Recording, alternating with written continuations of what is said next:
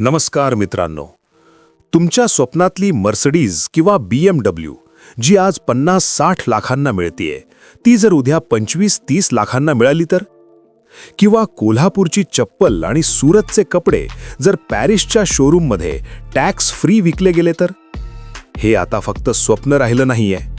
भारताने European union EU सोबत एक असा ऐतिहासिक करार डील फायनल केलाय ज्याने जगभरात खळबळ माजलीये. याला म्हटलं जातंय India EU free trade agreement 2026. पण थांबा, प्रत्येक नाण्याला दोन बाजू असतात. एकीकडे स्वस्त गाड्या आणि परदेशी चॉकलेट्स मिळतील, पण दुसरीकडे आपल्या टाटा आणि महिंद्राचं काय होणार? आपल्या शेतकऱ्यांवर याचा काय परिणाम होईल? आजच्या केस स्टडीमध्ये आपण या मदर ऑफ ऑल डील्सचं पूर्ण विश्लेषण करणार आहोत. बेनिफिट्स आणि लॉसेस, सगळं काही पुराव्यासकट. मित्रांनो, सर्वात आधी समजून घेऊया की ही डील कोणासोबत झालीये. बऱ्याच लोकांना कन्फ्युजन आहे. दोन वेगवेगळ्या डील्स आहेत. EFTA डील मार्च 2024 जी स्वित्झर्लंड आणि नॉर्वेसोबत होती, ज्यातून $100 बिलियन गुंतवणुकीचं वचन मिळालं. India EU free trade agreement 2026 ही आत्ताची सर्वात मोठी डील आहे. यात जर्मनी, फ्रान्स, इटली असे 27 देश आहेत. ही चर्चा 2007 पासून चालू होती. तब्बल 19 वर्ष वाटाघाटी झाल्या. का? कारण युरोपला भारताची दुग्ध उत्पादने हवी होती आणि भारताला युरोपचा व्हिसा आणि टेक्स्टाईल मार्केट हवं होतं. अखेर 2026 मध्ये हा करार फायनल झालाय. आता याचा डायरेक्ट इम्पॅक्ट तुमच्या खिशावर कसा पडेल ते पाहूया. या कराराचे भारतासाठी 3 सर्वात मोठे फायदे आहेत जे तुम्हाला माहीत असायलाच हवेत. नंबर 1, स्वस्त गाड्या.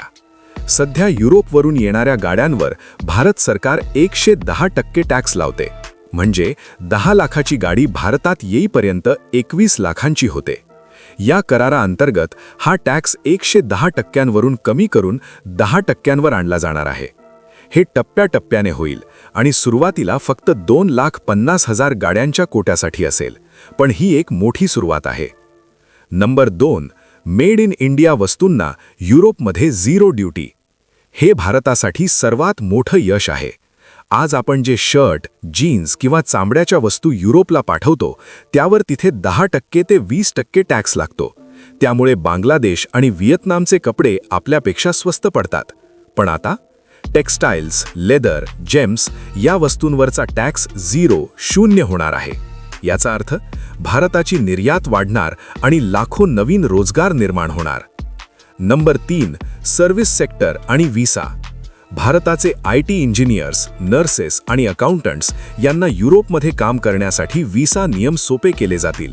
यामुळे भारतीय टॅलेंटला युरोपमध्ये मोठी मागणी मिळेल. आता वळूया नाण्याच्या दुसऱ्या बाजूकडे. या डीलमुळे कोणाचं नुकसान होऊ शकतं?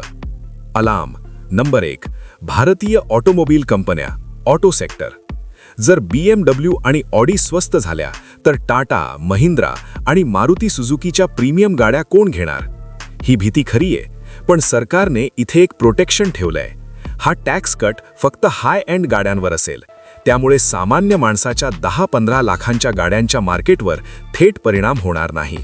पण तरीही भारतीय कंपन्यांना आता आपली क्वालिटी सुधारावी लागेल. नंबर 2, दूध आणि शेती, डेअरी अँड ॲग्रिकल्चर.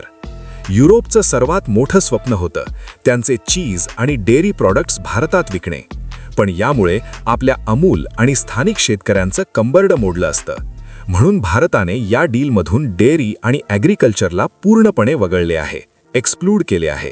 हा शेतकऱ्यांचा विजय आहे, पण ग्राहकांसाठी स्वस्त परदेशी चीज मिळण्याची संधी गेली. नंबर 3, औषधे, फार्मा अँड जेनेरिक मेडिसिन्स. युरोपची मागणी होती की त्यांच्या औषधांच्या पेटेंटला जास्त संरक्षण मिळावे.